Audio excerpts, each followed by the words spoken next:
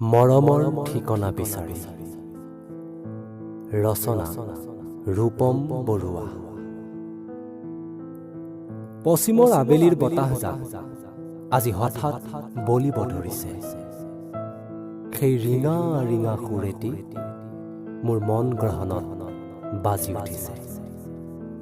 কিমান যে মধুৰ আছিল অতীতৰ সেই মিঠা আবেলিৰ দিনবোৰ। পশ্চিমৰ আবেলিৰ বতাহজাকে আজি যেন তাৰেই ইংগিত বহন কৰিছে।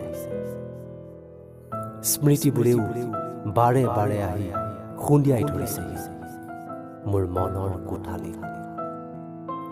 কিমান যে সৌন্দৰ্যতা আছিল অতীতৰ সেই আবেলিৰ দিনবোৰত।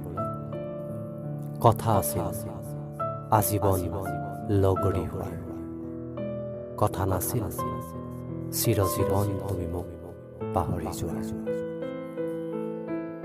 তুমিওতো এনে এটি মধুৰ আবেলিত মোক কৈছিলা, ব্ৰহ্মপুত্ৰৰ কোবাল সোঁতক কোনেও বাধা দি ৰাখিব নোৱাৰাৰ দৰে সঁচা মৰমক কোনেও বাধা দি ৰাখিব নোৱাৰে।